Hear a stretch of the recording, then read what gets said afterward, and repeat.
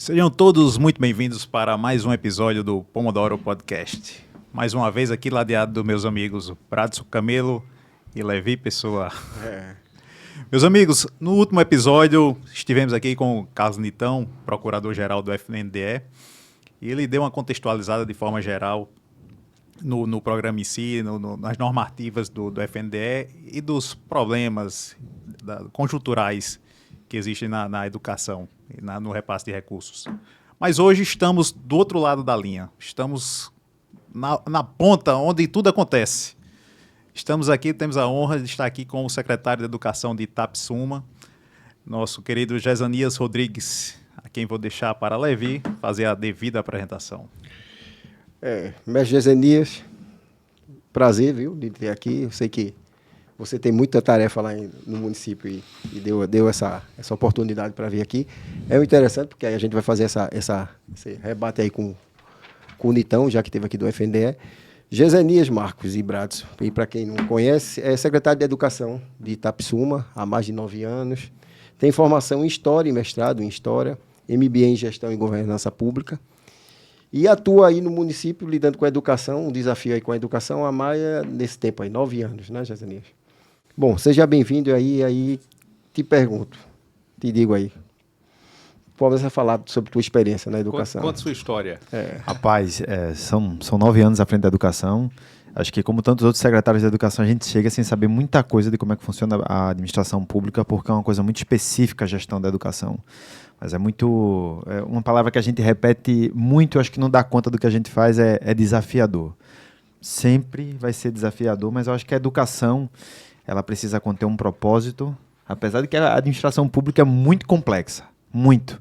E a gente chega sem saber, às vezes, muita coisa, e chega um auditor e vai dizer, era o mínimo que você deveria saber quando vê multa, é relatório, é aquelas coisas lá, mas a gente tem conseguido levantar os resultados do município. Hoje, Itapsuma está na primeira colocação na região metropolitana do Compromisso Nacional Criança Alfabetizada, com 82% das crianças alfabetizadas. A gente tem o melhor resultado no IDEP, que é o Índice de Desenvolvimento da Educação de Pernambuco, tem boas metas atingidas no IDEB. Então, assim, Itapsuma, nesses 9 anos, tem crescido bastante, mas a gestão financeira é complexa, a gestão administrativa é complexa, a gente tem muitos percalços, mas é necessário ter propósito. Propósito está sempre refletindo sobre quais práticas funcionam dentro da administração pública. E uma coisa que eu sempre digo à equipe é possível quebrar paradigmas, muros e encontrar soluções para os desafios. É possível. Porque cruzar os braços, as crianças que não têm tempo para esperar não vão conseguir ter a educação pública com qualidade social, que é o que a gente mais tem repetido no nosso trabalho. Agradeço aí a oportunidade de estar aqui conversando com vocês aqui nesse bate-bola, mas vamos embora. A honra é para a gente, professor Gesanias. Até para a gente aprender um pouco mais. Uma coisa, a nossa visão é restrita ao controle externo e a gente só vê as coisas depois. Então, a gente entender um pouco melhor como funciona e replicar para outros municípios o que vem, essa sua experiência, eu acho que é importante demais. Então, mais uma vez, muito obrigado para a gente enfrentar os desafios, porque eu acho que a educação é uma das pastas mais complicadas, porque ela envolve políticas públicas, ela envolve a questão educacional de alfabetização, que é difícil, e todos os problemas gerais de administração pública, né? Então, tem essas peculiaridades adicionais. Então, para aproveitar o tempo e consumir melhor ele, vamos tocar, Marcos. Então, Gesanias, aí eu queria até dar os parabéns pelos índices que foram apresentados aí. Mas tudo para chegar a esses índices, para chegar a esses resultados, a gente precisa de um planejamento. E a gente bate muito aqui no Pomodoro que gestão pública tem que ter planejamento. Planejamento, lógico, é uma coisa primária, extremamente necessária. Então, como que o secretário de Educação pode se planejar para gerir de forma ideal, para tentar chegar ao ponto ótimo, o período que vai ali? Ele está 4 anos, eu vou ter 4 anos aqui. Como ele pode se planejar? O que é que ele tem que fazer? Você já está com 9, então você já sabe o que pode esperar. Então vai ter um planejamento mais conciso, um planejamento melhor, mais bem estruturado, porque sabe o que vai encontrar lá na frente. E aí incorporando a sua história, assim, como é que foi no começo, quais foram os primeiros... Porque são vários tipos de planejamento. Tempo, fazer essa linha do tempo. O planejamento da educação básica, daquela primeira infância, da questão pré-escolar, da questão de gestão de pessoal, de contratar, não contratar. Como é que você fez? Primeiro a questão administrativa, primeiro a questão educacional. Como é? Qual o planejamento? A gestão política também, né? Tem a questão política que influencia, a gente sabe como influencia, principalmente quanto mais interior o município, mais a política é forte. Então, como lidar com todas essas nuances da gestão? É desafiador, né? É desafiador, como você mesmo falou.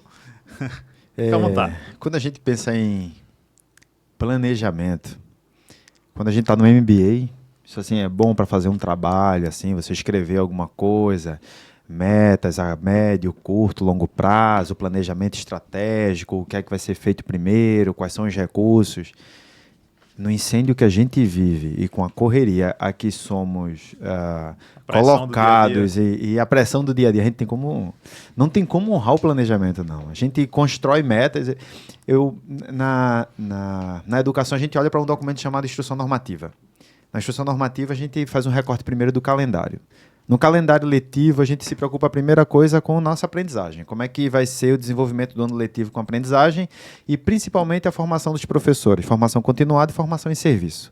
Aí, em serviço, é estruturar o trabalho do professor diariamente. Para isso, os coordenadores precisam estar muito bem preparados. Se não estiver bem preparado, na formação em serviço, a continuada não vai funcionar, porque vai entrar aqui e vai sair aqui no professor, porque o que estão falando lá no palanque não é a realidade de dentro da sala de aula. Então, o planejamento da educação não é o planejamento de uma empresa que precisa projetar o que ela vai vender, vai deixar de vender, o lucro que ela vai ter, a quantidade de... Não, se muito a gente faz assim, um planejamento robusto, é entender que no ano inicial, assim, através da instituição normativa e a quantidade de matrículas do ano anterior, no final do ano, no meio do ano, já tem que planejar construir uma escola, porque no ano que vem já não vai ter mais vaga. Então, são os planejamentos a longo prazo que funcionam. Às vezes a gente faz um planejamento para merenda, o tribunal vem, tem muito, corta isso daqui, não considera alta de preços, o contrato está acabando, então muita coisa a gente vai resolvendo no caminho. E isso é muito difícil lidar, porque existem, às vezes, da parte dos órgãos externos, dada a complexidade também, porque uma vez que o controle externo vai abrindo precedentes, eu acho que isso vai dar errado. Se existe o controle externo com determinadas nuances, é porque isso não existia e um dia precisou e agora está existindo para haver um controle sobre a coisa. Mas é difícil você dizer assim, pô, eu nunca vi um secretário que tenha, em conversas, a gente conversa bastante, diz assim, pô, meu planejamento seguir direitinho, deu tudo certo. Não acontece. Isso vai mudando ao longo do ano. Agora a gente tem uma visão do que a gente vai fazer. Então, a longo prazo, o que a gente fala é ano letivo. No ano letivo, a gente precisa fazer uma gestão de pessoal, gestão dos recursos, gestão da alimentação escolar, gestão do transporte, tudo isso tem uma programação. Então, a gente fala de microgerenciamento, em Itapsuma a gente fala assim, microgerenciamento das subseções com prazos imediatos ou prazo a curto prazo. Então a gente faz os recortes e vê assim, o que é que eu preciso fazer a curto prazo. Mas é difícil a gente fazer um planejamento a longuíssimo prazo e assim, pô, vou cumprir. Porque às vezes percalços aparecem no meio do caminho, dificuldades, por exemplo, a transição da lei de licitações que causou tocou o zaralho assim na licitação. E muita gente aprendendo no percurso da coisa e demora-se muito para se fazer. Aí a gente tem, por exemplo, um recorte dessa questão da licitação que atrapalha o nosso planejamento, já prejudica a merenda diretamente, é as pessoas que mergulham no preço e tal, e a licitação vai republicar, vai fazer não sei o quê. Então isso acaba atrasando. E no final das contas, quando falta a merenda na escola, vão dizer assim, pô, a culpa do secretário é a culpa do prefeito. Mas às vezes tem um procedimento que precisa ser aperfeiçoado, aí... E não acontece, porque às vezes não há a percepção do microgerenciamento para entender quais são as práticas que têm funcionado bem, e uma prefeitura precisa ter uma interligação. Tudo precisa estar muito conectado e é algo muito difícil você fazer. Então, é um quadro difícil, às vezes um quadro não tão especializado, mas as coisas estão aí. E isso que eu estou colocando não é uma desculpa, mas são coisas que a gente tem observado lá, e a gente tem trabalhado para dizer assim, o foco não é no problema. Pessoas mal preparadas vai existir em qualquer lugar, pessoas que trabalham mais do que outras vai sempre existir, situações, tal. Então, o que é que a gente utiliza?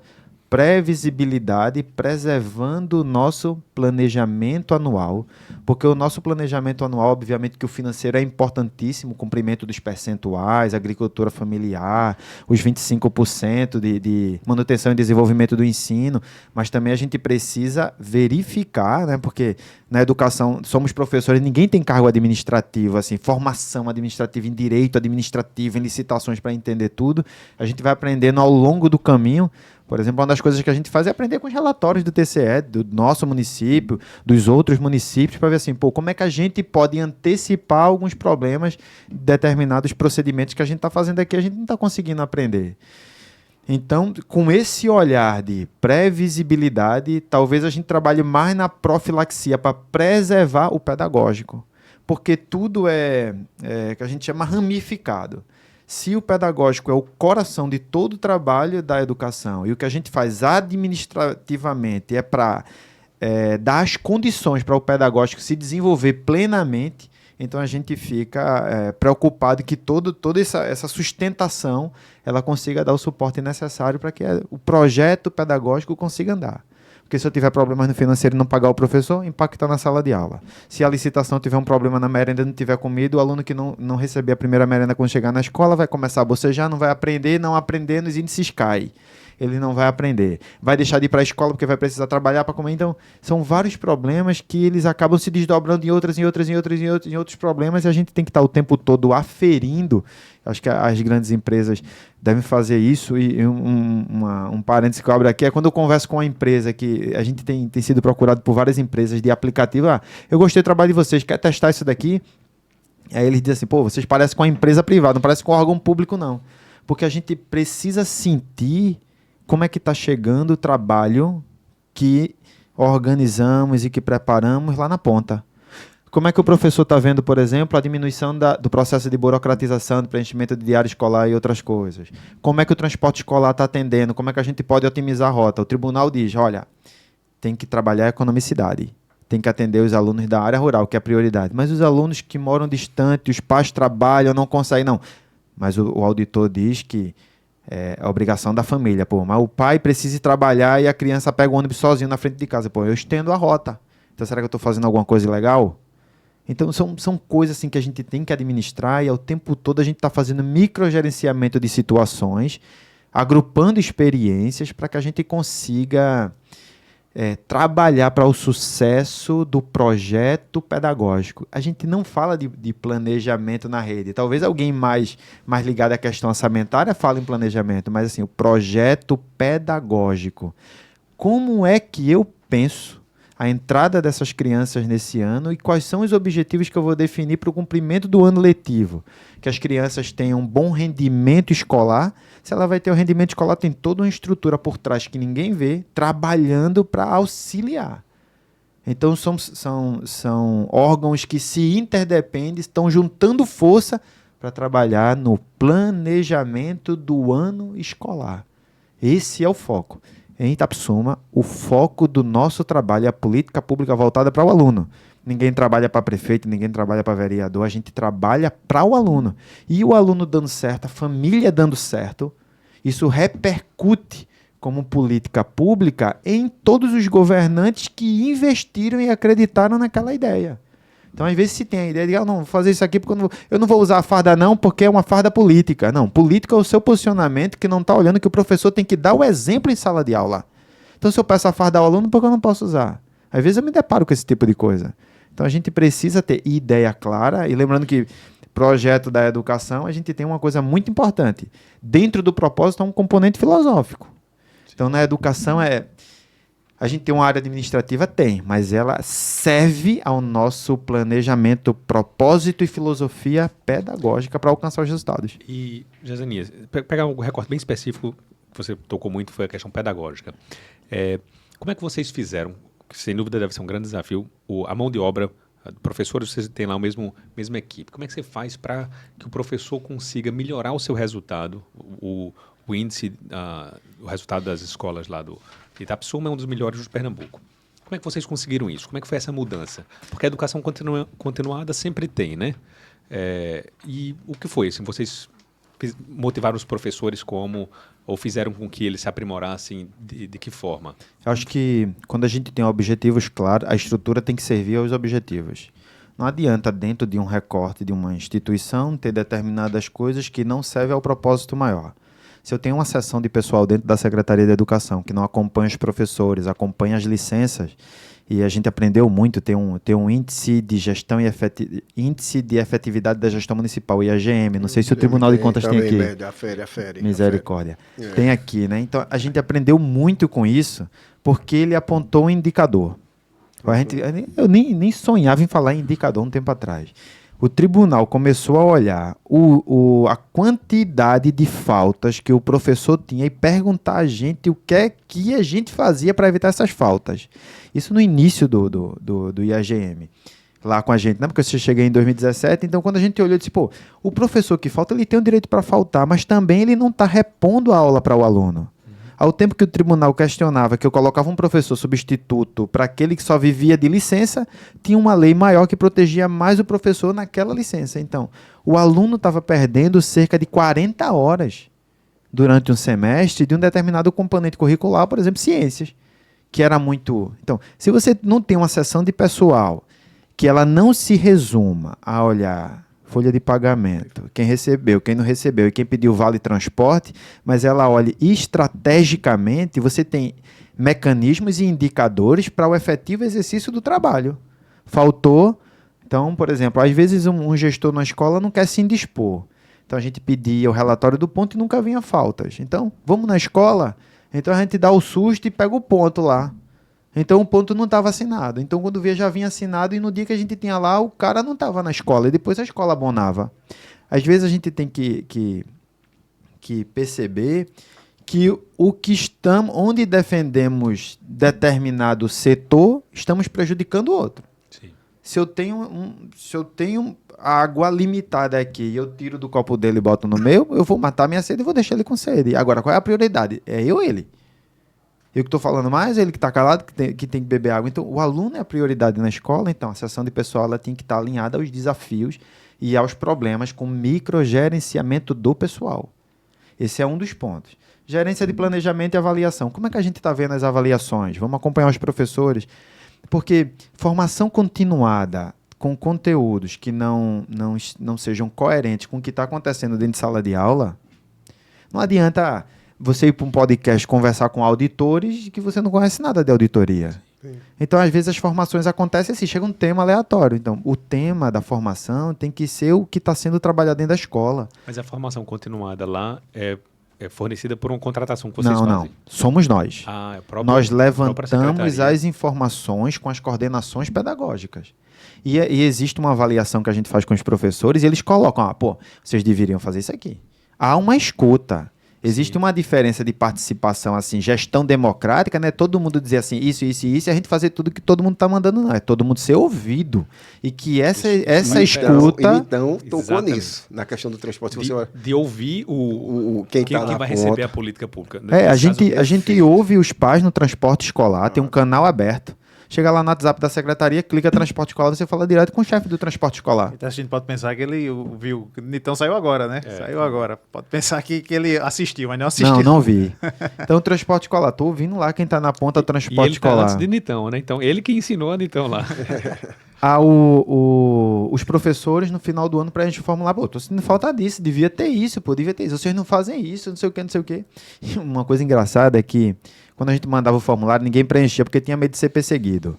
Mas quem faz o tratamento das informações é um grupo de pessoas fora da secretaria para garantir a isenção do professor, para ele não ser perseguido. Então ele fala tudo, ele me xinga, ele me critica. Eu sei todos que fazem isso, mas assim, ele está participando, é a opinião dele. Eu não devo fazer nada. O que me interessa é o recorte que impacta na prestação do serviço público de qualidade. Faço o recorte essencial e a gente aplica a política. Então, esse microgerenciamento, a partir das vozes que estão na ponta, faz com que a nossa gestão esteja alinhada com a realidade. Então, você só faz um investimento se você tiver garantias e segurança. Quando a gente manda um tema para a escola que está alinhado à dificuldade dos professores, isso faz sentido e vai melhorar com certeza. Então, nós temos lá, mudamos a estrutura organizacional da Secretaria de Educação para atender a demanda de uma educação que precisava de transformação. Então, olhar para cada um daqueles problemas e assim, ó, isso aqui a gente vai resolver disso aqui, isso aqui, montamos todas as sessões e a Secretaria de Educação, ela não é um órgão de promoção. Não é que é um órgão superior, não. Ela está ali para fomentar a política pública e apoiar a escola. Então, ela está a serviço da escola. Não é uma promoção, porque às vezes você olha Secretaria de Educação, como pô, eu dava aula, agora estou na Secretaria de Educação, eu boto um salto alto, uma roupa cara, não. E em Itapsuma, uma das coisas que a gente considera muito, dentro do propósito da concepção filosófica, é a identidade institucional. Então, todo mundo usa a mesma farda, da merendeira ao secretário de Educação. E todo mundo se sente como uma equipe. Não é que se extinguiu a hierarquia ou se planificou tudo, não. Todo mundo tem uma função. Eu não posso fazer a função do professor e nem o professor pode fazer a minha. Mas às vezes tem gente que é assim. Chega para você e diz assim, você devia fazer isso assim, mas tu dá aula direito? Mas aí vai para aquela questão filosófica que você falou, de uma missão institucional maior, né? Todo mundo ali está na sua função, mas com o mesmo fim, é o mesmo objetivo. Né? Exatamente. E aí eu queria aproveitar aqui. Não, eu tenho uma questão, um ponto bem interessante aqui que tu colocou, que é a questão do foco e do olho na questão do pedagógico, de você observar que todo o resto do processamento que é feito dentro da administração, o foco dela é o pedagógico. Isso aí foi interessante. Por que eu te digo isso? Porque está passando agora, os tribunais também estão revendo a forma deles trabalharem, até porque não tem como você. E uma das formas de se auditar é você avaliar a política pública olhando esse foco.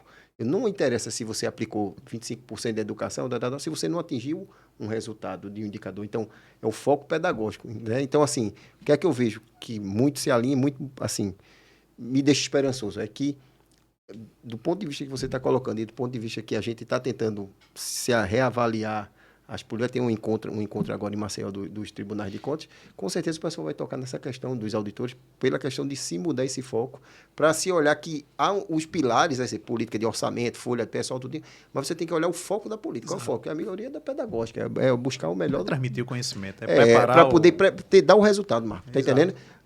A avaliação pontual, um problema numa licitação, de repente aquele problema ali, mas o quanto é que aquilo vai impactar na questão do resultado pedagógico dos alunos? Uma coisa que eu aprendi com o tribunal é perigo de dano reverso. Então, quando a gente fala de filosofia, acho que falta muito ainda. Precisa-se de mais filosofia. E no pedagógico, a gente tem que pensar projeto de sociedade. Não é teoria pedagógica. Porque existem uns caras lá no passado que diziam assim, na reflexão, como o aluno deveria aprender, fulano disse isso. Então, esse é o melhor método. Na reflexão de fulano, da pedagogia, fulano deveria aprender assim. Não. Precisamos de ferramentas que nos auxiliem com a clareza que temos para olhar para o futuro. Não podemos ser uma educação que está de costas para o futuro e de olho para o passado. Sim. Não podemos. E isso acontece muito. Estava até discutindo com o pessoal semana passada disso. Tem muita gente que está olhando para o passado e esqueceu que existe um futuro enorme pela frente. Então, quando a gente fala de educação com os professores, é assim, Itapsuma precisa, nos próximos 10 anos, de gente qualificada para trabalhar. Precisamos de mais pessoas nas universidades. Precisamos melhorar o IDH do município. Precisamos conversar com as famílias, trazer famílias para dentro da escola, que isso tem que ser uma realidade. Então, como eu disse a você hoje, eu vim para cá, mas eu estou deixando um projeto lá que está funcionando agora, durante o recesso, com voluntárias liberais que estão fazendo visitas e fazendo atividades sociais para trazer a família para dentro da escola. Mas isso tem que estar tudo muito claro. Houve um projeto do governo aí, Famílias Fortes, tem Escola das Adolescências, mas às vezes tem tantos projetos e assim... Qual é indicador para medir a efetividade da política pública? Sim. Eita, fiz uma atividade ali, tá, e aí? Qual foi o resultado? Aprovou ou não aprovou? Tudo que a gente faz, a gente bota a cara para dizer, você gostou? Você está aprovando? Poderia melhorar? Porque nós que estamos dentro da Secretaria, a gente cansa de olhar para a mesma coisa sempre. E é necessário que outras pessoas de fora, mesmo não tendo experiência, às vezes ela dá um insight de algo que você precisa e você não deu a oportunidade para que ela pudesse falar.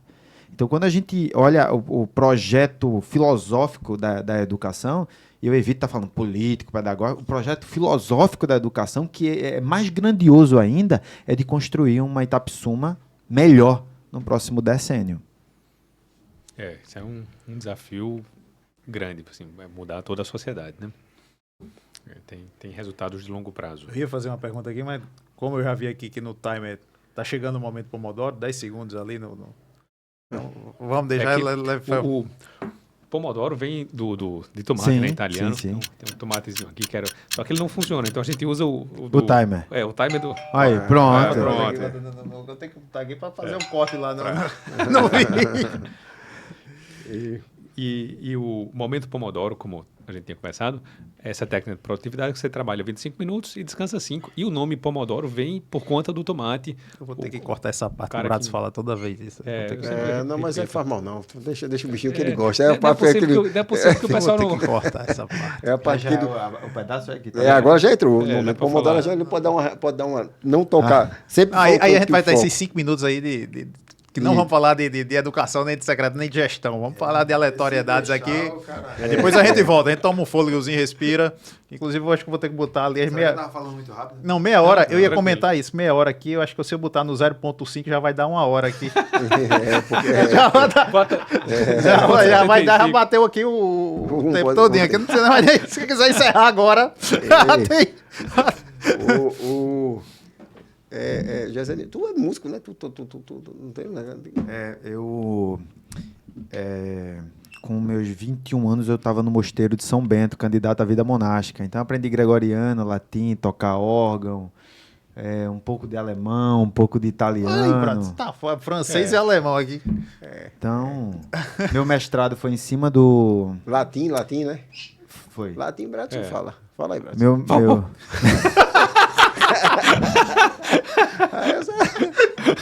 Gostasse, Fernando? Latim, Vai pra latim. latim, não abre latim, vai terminar nem Se aí tu aprendesse música, aí aprendeu... Mas ler, assim, música, partitura, que eu acho... Partitura- E ele acha que ele toca. Partitura gregoriana, São Neumann. Não, eu A realmente... moderna, a gregoriana é anterior É à diferente da moderna. partitura? Olha só. É? Mas tu que não sabe ler nenhuma nem Não, outra. não sei nem, eu não tentei fazer, A mas Neumann é isso mais aí- fácil, é como se fosse uma nunca- partitura arcaica. Não, mas é nunca Arcaica. não. Música, bicho, música, eu tenho a convicção. Tem uma foto aí do gradual aí, que fez do vídeo? Quer dizer que você é padre? Manda. era quase. Eu Manda iria. pra Fernando. Marcos também, Marcos manda é quase pra Fernando, padre. ver se Passei Fernando joga aí o. 12 anos lá, fui mestre de cerimônia, cantor da Como é a escola conversa dele? É, de cantório. é que o povo acha um padre parecido comigo, padre daqui de João Pessoa. Tem.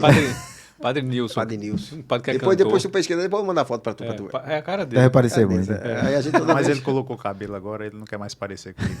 Né? Ele foi pra Fez o destacar. implante, Eu acho que ele fez o ficou implante. incomodado com essa questão. Ele disse, vou mudar. E sim, o que é que eu ia falar Não, mais? deve falar de partitura arcaica. Onde é que eu imaginei que no Pomodoro a gente ia discutir sobre isso? Partitura, pô, não sabia nem que existia. Mesmo eu só sabia que existia uma Levi partitura. toca violão, ele é doido pra trazer o ukulele pra cá. Tá ali no carro o ukulele. Tá no carro. Porque Tu eu vai não dar trouxe quanto o- teu ukulele pra Prato? Vou dar hoje. Que ele vai viajar. Ele Por sinal, quer hoje é o não. último, assim, o último Talvez seja gravado o com ele último. presencial. Não. Talvez, né? Não sei, próxima semana a gente... se a gente Sim, ainda consegue. não sabe, assim, dependendo, porque Brato está indo agora para os Estados Unidos, É. é um doutorado, É. doutorado. Isso é meio doente por estudo também. Legal, muito bom. Botar para estudar aqui, que aí ele foi fazer um doutorado de Aí- 4 meses, né, 6 Não, meses. eu tô fazendo doutorado na FGV, aí vou passar 6 meses lá em Harvard. Pelo doutorado. Poxa, outro nível, viu? Acho que vai ser bacana. Não, Aí mas- Levi queria trazer o ukulele pra tocar, pra foi animar o tocar. negócio. Pra comemorar, né? É. Pra comemorar a Não, saída. o ukulele Teve não- algum outro paraibano com passagem por Harvard? Teve? Deve ter tido. Não, não teve. Se você tá dizendo deve ter tido, é porque não teve. Ainda bem que a Cunha É. Pedrosa... já Ei, recebeu. colocar isso aí É. no podcast. Colocar que já teve também a questão de como é, não, é partitura, como é... Partitura arcaica. Arcaica. Qual a diferença da partitura tradicional para arcaica? É porque a... Talvez seja uma É pergunta A aquela partitura, imbecil, partitura moderna, você tem tudo que você precisa fazer tá ali. Tem a melodia. Eu achava o máximo que eu sabia Tem as negócio notas, aqui. tem a melodia, Chave de tem a sol, harmonia. chave de dó. É a chave de Tem sol. harmonia, tem melodia, tem pausa, tem Tudo tudo. na arcaica. O gregoriano não. São 4 linhas, tem a clave de dó e cada quadradinho indica o movimento da voz. Então, Ixi, assim, Maria. só aprende quem conhece, quem convive. Assim, é uma coisa codificada para quem E convive no quanto meio. tempo do Cabo demora? Quanto tempo? Rapaz, eu Porque eu passei... fiz 6 meses de música, bicho. Saí de lá zerado, parece que eu tinha aqui, Tanto mais pra ó. aprender. E eu fiz escola técnica de música. Rapaz, Gregoriano. eu desisti porque eu digo, rapaz, não vai dar não. Rapaz, quando eu era criança, eu fiz escola de música. Aí tinha um negócio ditado musical. Eu sofri, Pelo sofri, amor sofri, de sofri Deus. já. A professora fazia pim! Pra mim poder ser qualquer nota. Eu ficava olhando pro lado, querendo filar. Sabia lá se aquilo era um dó, um sol, sei lá o Pronto, quê. foi isso aí que eu fiz. desisti. Eu, velho, cabelo branco, cara, quando fazia ditado musical, dava nota que eu não sabia, eu ficava logo nervoso. Putz, aí eu disse, meu irmão, vou largar. Aí quando acabou por 6 meses que eu perguntei ao cara, digo, aí o cara fez, não, isso aí são, parece que são 10 meses, um negócio assim. Não, o primeiro semestre. Ele disse aí, são 5 anos Olha pra aí, você olha formar. aí. Pronto, essa partitura aí. Esse livrinho aí, o nome dele é Kyriale. Kyriale é onde contém as partes da missa. Kyriale vem do Kyrie, que é o primeiro hino que a gente canta na missa, que é o canto o ato penitencial, o perdão. Sim, é que E Kyrie não é latim, é grego. Então, quando a gente vai cantar, significa o quê? Kyrie é Senhor. Senhor. Senhor tem de piedade. Kyrie eleison, Senhor tem de piedade. Isso a gente escuta muito na missa. Eu escutava, mas não sabia o que era. Eu não, Aí o não nome sabia o que desse era. livro Senhor maior, tem piedade. esse livro maior aí, a partitura. Esse livro maior é gradual, esse já é o maior. Isso aí é... Não, pausa aí. Kyriale. Para aí. Tá vendo ali aquela primeira letra A? Ah. Ali, ó. Agnus Aquilo Dei. ali fez assim, ó. Agnus Dei qui tollis peccata Levi. mundi miserere nobis. É porque tu vai estar toda a variação de Deus. Subindo, meio amigo. não, velho. Vai. Ei, bicho. Em 20 anos tu consegue fazer isso. Quem? Meu amigo, se me derreter e nascer de novo, botar bebê e botar, eu não aprendo, pô. É Reborn, Dá não, Levi dá não. Reborn. Tem que ter. E o bom é que quando se constrói uma música como essa, o compositor teve a preocupação de atribuir sentido ao que se canta. Então, se é, por exemplo, uma música fúnebre, então são notas mais graves, e quando chega a palavra céu, repouso eterno, ele dá um outro movimento para que quem escute sinta isso. Mas se eu soubesse disso antes, eu tinha assistido o sepultamento do último Papa de forma diferente. Não, é sério, porque, é verdade, porque é eles estavam. O canto era direto, né? Isso, No- no- isso. no- O Requiem que cantou quando o féretro do Papa saiu da Casa Santa Marta, cantou o Requiem e depois começou a cantar os Salmos, que foi o Salmo 23, né? Não ao abandono, tal, o Senhor é o meu pastor e tal. Mas o Requiem é uma composição do século IX, eu acredito. E ela é profunda quando o coro canta todo lá e tal. Dá o sentido mesmo da morte como sentido da espera para a ressurreição. Então, para quem conhece e escuta, aí atribui sentido. Exato, quando se conhece. Não é a aquela interpretação música é que a gente outra. às vezes escuta que é de autoajuda. Deus vai te suportar, Deus vai te levantar. Não. O cristão deve se basear no que está na Bíblia e dar aquela experiência. Há sofrimento, sim, mas no final há vitória. Não é Deus não vai te dar um prêmio de imediato só porque ele é amor. Não. Então, o canto gregoriano também, o gregoriano não é aquela animação, é um canto para reflexão. Porque o contato com a Sensacional. divindade só vem da profundidade.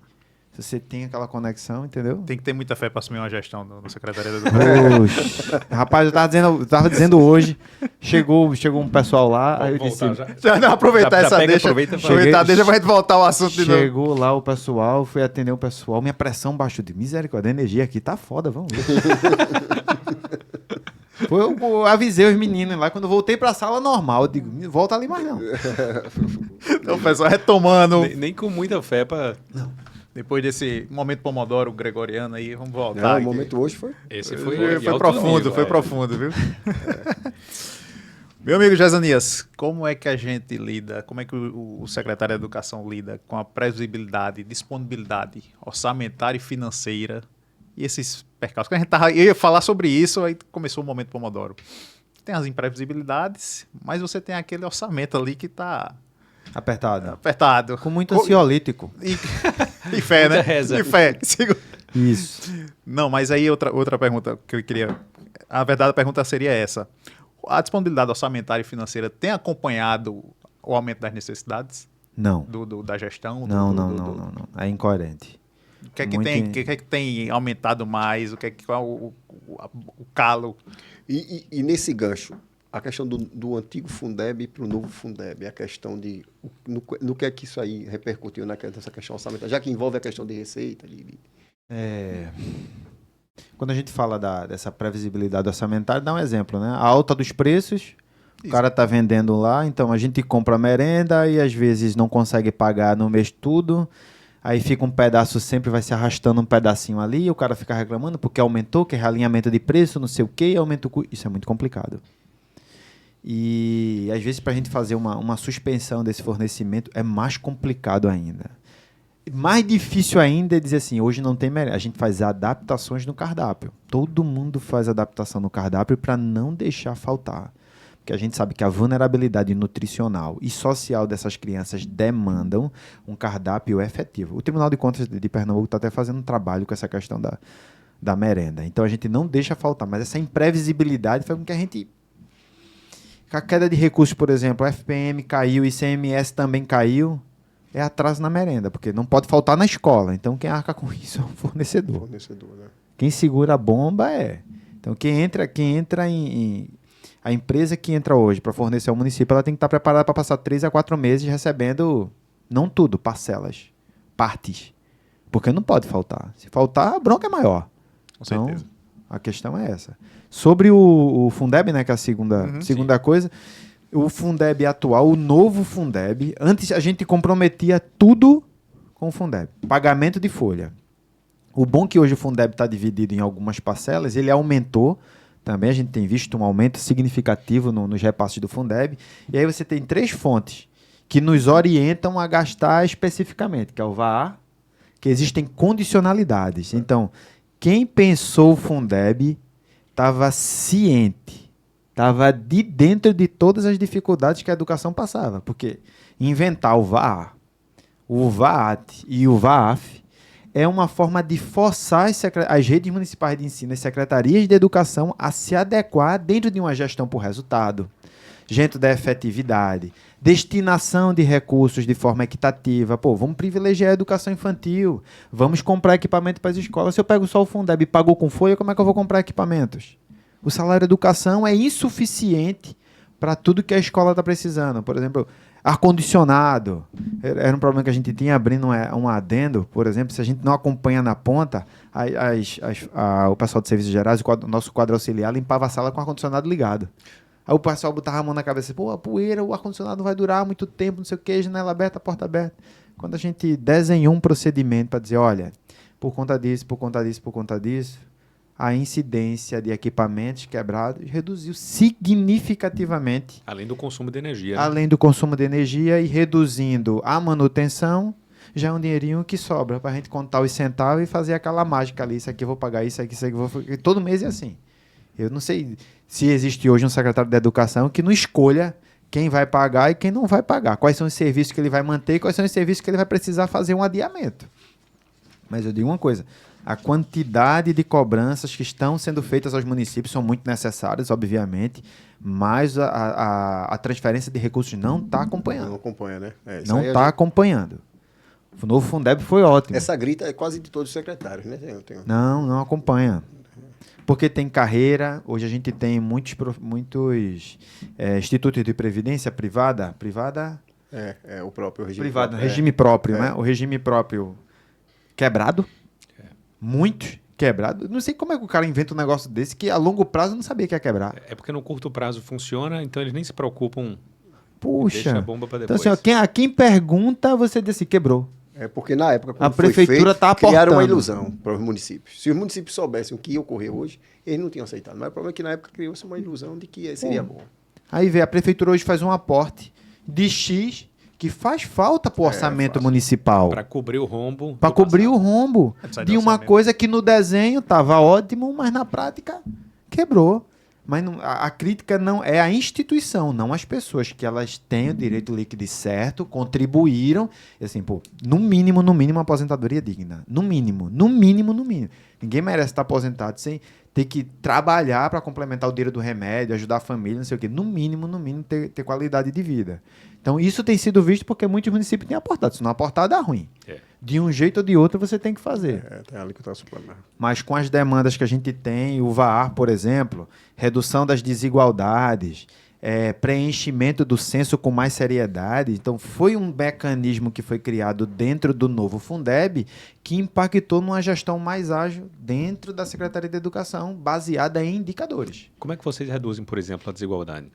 A desigualdade, por exemplo, a gente tem um indicador no VAR, que você indica os alunos por cor e raça, e trabalhando com um pedagógico eficiente, os resultados das avaliações externas começam a qualificar. Ano a ano você está melhorando percentualmente ou você está recrudescendo. Então, qual foi o percentual de aumento?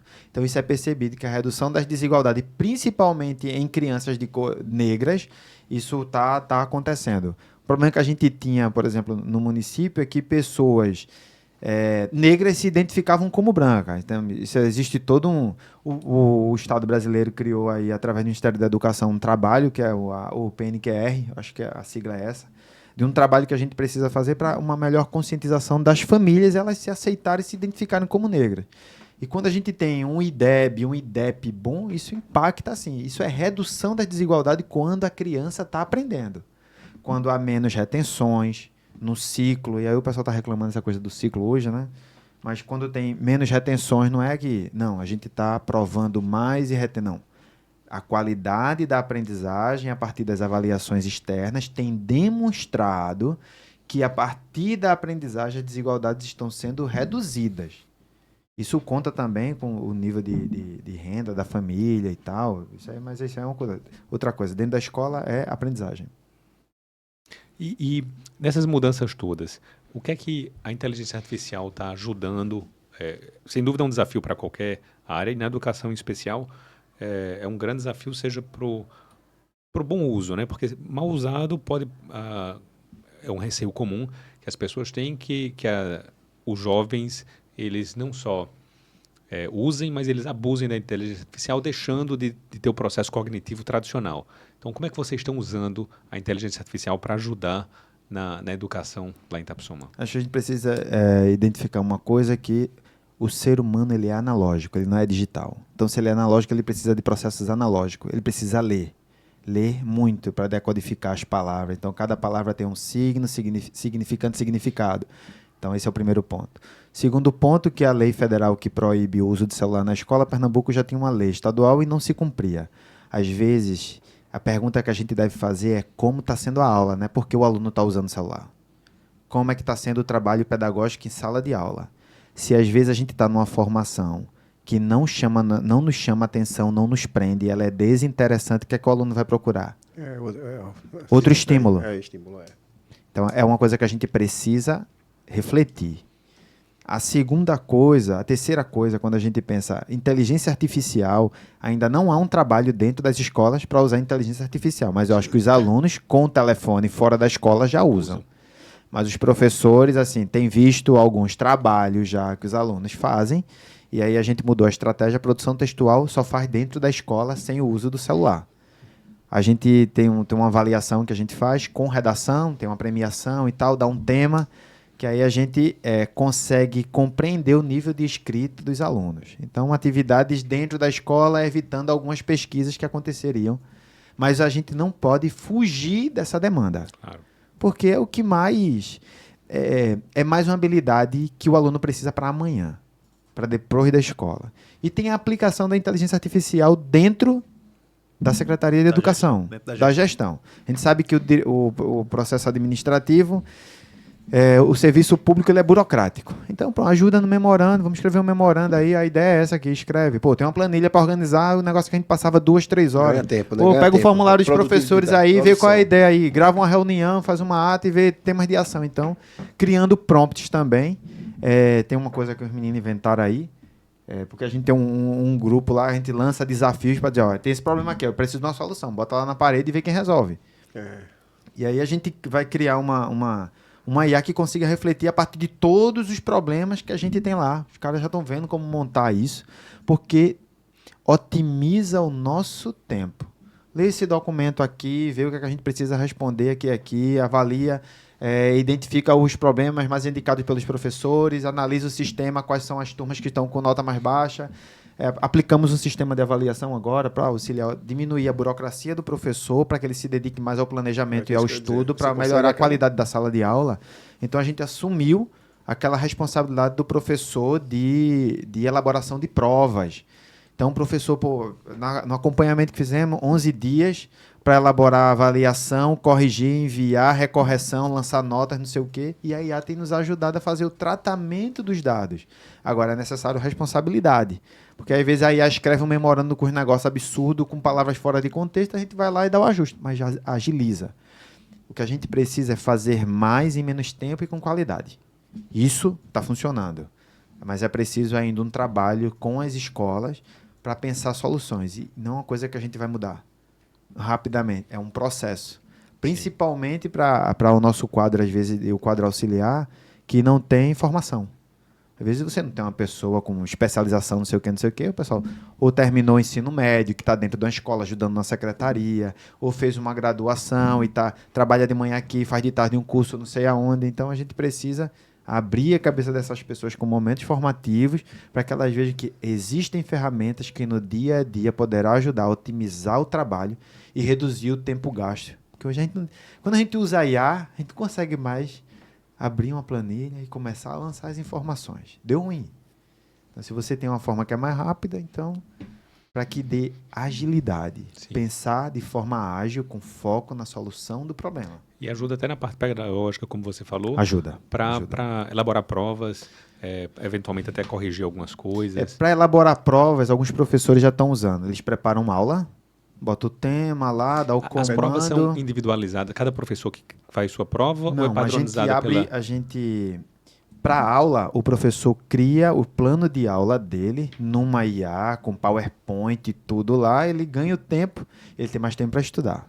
Na avaliação, ele cria a questão com base em diretrizes que a gente encaminha e ele tem usado a IA para refinar. Olha, melhora o comando da questão, o descritor, a alternativa tal, não está assim, colocar o código da habilidade. Mas é o professor tal, que faz a questão. Ele faz a questão e contribui para o nosso banco de questões que serão lançadas no sistema de avaliação. Entendi.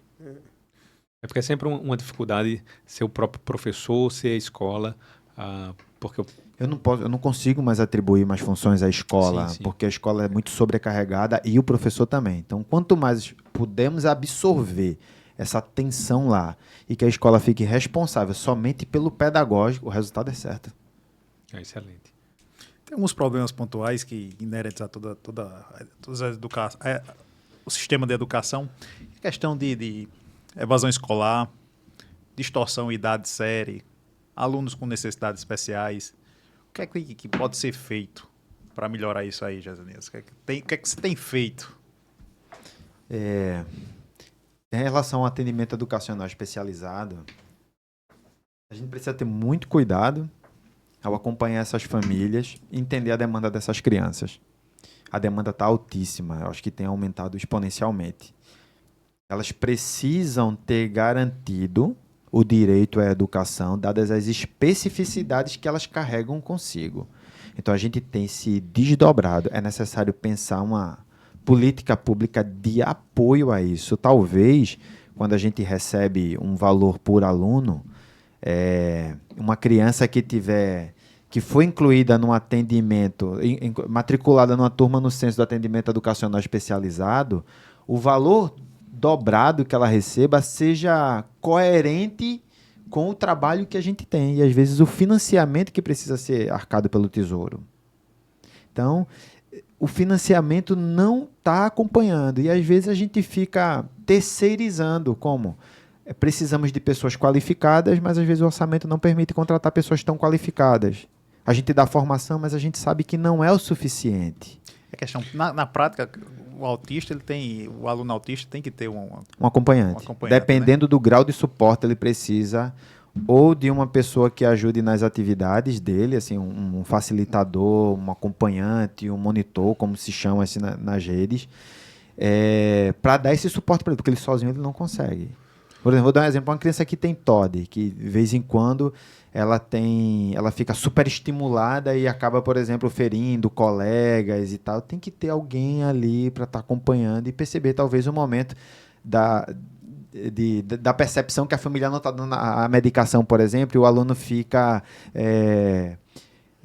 desorganizado, ele se desorganiza, entendeu? Não, aí chega num ponto interessante, porque você não tem como prever que vai entrar tantos alunos, ou tem, eu não sei. Não tem. Quantos alunos vão entrar necessitando de um acompanhante, aí vai para contratação.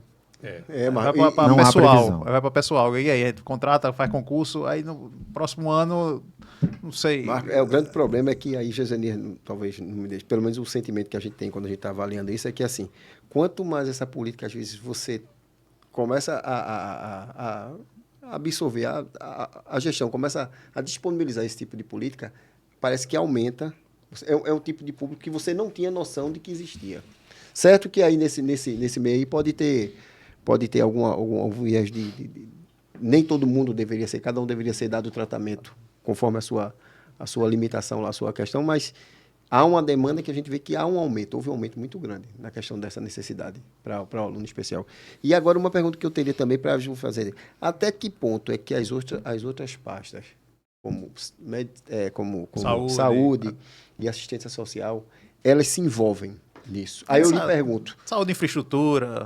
Todo mundo para poder meio que assim entender, observando aquela questão, tendo como norte e foco a questão da filosofia pedagógica. Se hoje Itapsuma não tivesse o apoio intersetorial de ação social e saúde, tinha condições não. Hoje a prefeitura criou lá o que a gente chama de casinha do bem. Multiprofissionais fazendo atendimento no contraturno escolar. Se não, meu amigo, sem condições. Para entender a família. Ainda bem que ele foi ligeiro, porque acompanha as famílias e assim, você vê a dor das famílias, a dificuldade. Não é dor pelo peso que ela carrega, não é isso. É que ela quer, assim, ela está lutando para garantir um atendimento digno para a criança, para que ela possa se desenvolver. E tem crianças que apresentam, a maioria das crianças apresentam melhora do estado que chegaram na escola. Mas isso é um acompanhamento terapêutico. Então, se o prefeito não tivesse criado esse negócio aí, não sei como estaria, não. A escola estaria com uma bomba chiando. Inclusive, esse acompanhamento terapêutico ele tem que ser interessante, porque você tem que ter um acompanhamento que não é só por é um longo prazo. E, às vezes, tem aquela questão de terapeuta que é contratado por tempo determinado e, eventualmente, é um rompimento do contrato. E essas crianças, o tratamento não é com qualquer profissional, tem que ser com aquele profissional que já está meio que habilitado, ou teria que haver uma transição até o momento, quando ela visse que já estava próximo a sair. Aí eu peguei um caso desse aqui, numa coisa onde eu fui pesquisar qual seria a solução. E aí, por isso que eu perguntei, fiz a pergunta a você, porque às vezes não é a secretaria quem vai ter que dar essa solução. A gente tem a coordenação de educação inclusiva e existe um contato imediato. É como se as 3 secretarias trabalhassem no mesmo lugar, porque elas socializam informações. Mãe que quer laudo para Bolsa Família. Eu quero um laudo. Bolsa Família não, BPC. Então, ela quer um laudo, ela conta uma história, aí o cara vai lá, o do AEE, que acompanhou a criança, vai dizer, não é assim não, a realidade é outra e tal. Ou quando olha, tá aqui, tal, a criança realmente precisa, o atendimento tá assim. Então, trabalhamos em conjunto, porque se não fosse isso aí, não tem sem condições. E escola em tempo integral? Temos 3. Vocês têm algum estudo que mostre um benefício efetivo? Tem uma escola, tem sim, porque quando a gente faz a média dos resultados, a escola sempre tempo integral ela varia, porque quando o aluno chega no 6º ano é necessário reiniciar todo o trabalho. A gente vem sentir o resultado da escola de tempo integral no 8º e no 9º ano, depois de 2 anos a criança ali dentro e tal. Muitos alunos estão estudando fora de Itapsuma. Então, Itapsuma tem escolas de tempo integral do ensino médio, mas os alunos foram para a IFPE, Recife, Olinda, Paulista, outras cidades, porque escolheram cursos que se identificaram. Então, isso foi bom. A gente tem conseguido cumprir nosso papel, várias oficinas e objetivos, que é que a gente precisa desenvolver com essas crianças. Então, tem oficina de robótica, oficina de dança, teatro, pintura e tal, para desenvolver o ser de forma integral. a política hoje do governo federal, escola tempo integral, tem um subsídio enorme, assim, qual é o objetivo do programa, como deve fazer, financiamento, não sei o quê, veio dinheiro, pelo menos, para fazer isso, então, positivo, muito positivo, e a gente está conseguindo avançar. Então vem recurso federal Vem, se tem. você for implantar. Novas matrículas da escola de tempo integral, A então partir quando de vem que nota... série? Sexto ano. A partir do sexto ano. Sexto então, ano. para a primeira parte do primeiro grau não Sexto tem. ao nono, Só para a não. segunda. Do primeiro ao quinto, não. Anos iniciais, que a gente chama. Meus amigos, infelizmente, nosso tempo está findando. Teria muito para conversar ainda, porque Larguei. a educação Se bem que a gente tem material aqui para 3 horas, por baixo. sensacional. Muito obrigado, meu amigo. Não, a gente que agradece. Vamos continuar ainda discutindo outras vezes, porque é um tema... Porque aí o Josenias está próximo aqui, sempre que quiser vir aqui. Isso, é só dá um chamar. pulo aqui, é só dar um Eu falo um pulo, pouquinho. Não, mas- inclusive eu vou deixar... Mas fala com conteúdo, que é o que Com importa. certeza, você transmite conteúdo. Como estou dizendo, tem material aí para 3 horas fáceis. É só colocar no 0.5 a velocidade aí. Mas eu vou deixar aí, fazer suas considerações aí. Uma mensagem, transmitir uma mensagem para quem? Aquele tipo, porque o nosso público, a gente não falou no início, mas é voltado para o gestor público. É voltado para aqueles que estão, como você, à frente de pastas e Então, na operação, né? Exato. Estão lá na ponta, estão na busca por implantar acreditamos nós, implantar essa filosofia, seja na educação, seja na saúde. Então, qual mensagem você deixaria aí, a sua experiência própria, desse aprendizado ao longo desses 9 anos? Primeiro, uma constatação que eu acho que não tem muita gente interessada em ser gestor público mais, não. Porque o negócio tá dando ruim. Tá ruim. Tá diminuindo, É, tá. Tá diminuindo. Só uns doidos, né? Tá diminuindo. Eu já digo ao pessoal já que eu já sou. Porque assim, quando você olha, qualquer coisa que você faz, vai exposição nas redes sociais, qualquer coisinha que você faz é um roubo. Às vezes você leva um processo. Como é que a gente não é improbidade, mas foi julgado irregular. Mas não Então, desanime não, que a gente precisa... Nós precisamos de bons gestores. Ninguém quer mais, é a primeira coisa. A segunda coisa, a gestão pública é complexa, mas é aquela coisa. Onde é que você chega numa empresa para aumentar as vendas e tem um manual dizendo como você fazer isso? Senão o gestor não precisava estar ali, o pessoal seguia as instruções do MOG lá, não precisava não. Então, é difícil? Vai continuar sendo? Vai. Porque às vezes a gente está navegando no escuro. E nunca é tarde para aprender. Então, quer continuar sendo? Então, precisei, na minha área, professor. Então, fui lá, precisava fazer o MBA para aprender, aprendi, e agora quero fazer outras coisas para ampliar a visão. Precisei fazer uns cursos Tem aí a Escola Nacional de Administração Pública, a ENAP, com curso de auditoria, de não sei o que, que te dá ferramentas para lidar. O público vai ser complicado. O secretário que dissesse, eu estou aqui... Não, ele não trabalha. Então ele não trabalha. É difícil, é desafiador, vai continuar sendo, mas para todo problema tem que ter uma solução. Você não está enxergando, mas tem. É o que a gente acredita todos os dias lá. É isso. Então, eu me sinto motivado não é porque eu sou gestor, eu não me vejo assim. Eu me vejo como professor e enxergo o propósito. Preciso dar o exemplo para a minha rede, preciso dar exemplo para a equipe que trabalha comigo, preciso fazer com que todos sonhem o mesmo sonho, que é garantir educação pública com qualidade. Pode parecer idílico, inalcançável, para mim faz sentido. Para quem não vê assim, não pensa assim, tem que encontrar alguma outra motivação. Senão o que a gente quer é fechar a porta, dar o expediente, pegar o dinheiro e vai empurrando com a barriga. Aquela meiotinha assim, ó. É isso. Sensacional. Perfeito. Pessoal, 100, nota 10. Obrigado, Josenias. Muito obrigado, professor. Só agradecer. Obrigado, meus amigos ouvintes. Vamos para a próxima. Até a próxima, se Deus quiser. Valeu.